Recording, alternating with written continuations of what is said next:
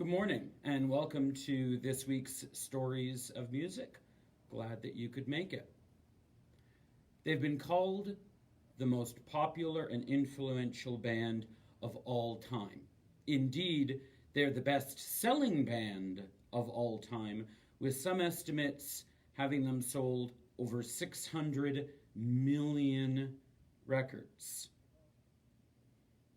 By the time they broke up in 1970, all four members were popular enough to enjoy immediate solo careers. Of course, I'm talking about the Beatles. Now, most people know about the beginning of the band. They formed in Liverpool, played a number of years in Germany in small clubs. Couple of years and a couple of name changes later, they finally signed with EMI Records. They entered EMI's Abbey Road's studio for the very first time, the 6th of June, 1962. What followed was 4 years of tours, recording new albums, a couple of films, notably A Hard Day's Night and the movie Help, couple of Ed Sullivan appearances, and even a cartoon. But by 1966, things had changed. They were tired and bored of touring, and they were frustrated with the limitations of the sound equipment at the time, which really couldn't compete very well with a stadium of screaming teenagers.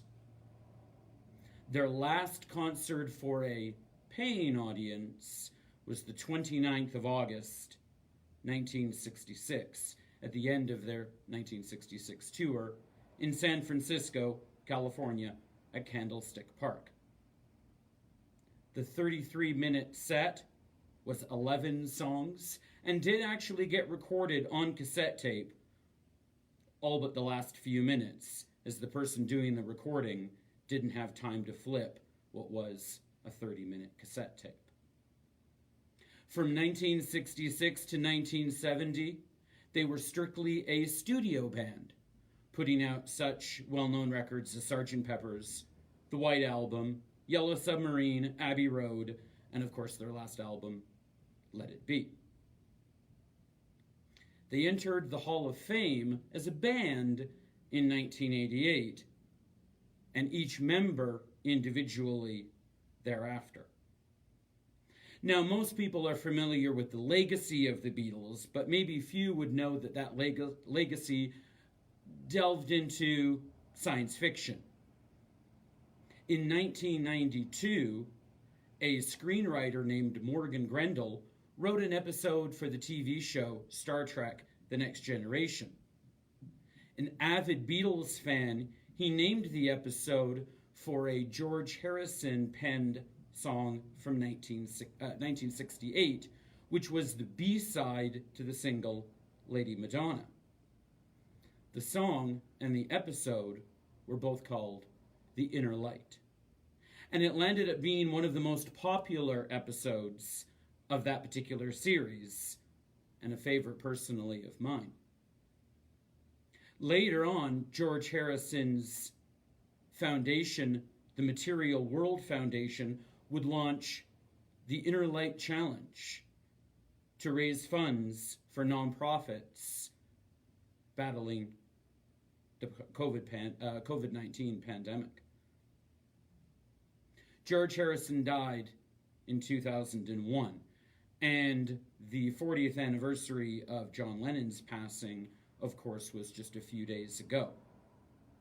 Ringo Starr, who turned 80 last summer, is still musically active, releasing his latest solo album just last year. As for Paul McCartney, who turned 78, his latest solo album is to be set to be released next Friday, over 60 years after the Fab Four became famous. Thanks for joining us for this week's Stories of Music. Be sure to tune in next week. As it is still the holiday season, please note that our Christmas sales are still on. We've got 20% off all albums, including the Beatles ones behind me, when you buy 3 or more, as well as 25% off all of our new guitars. Thanks again for joining us. We'll see you next time for more Stories of Music.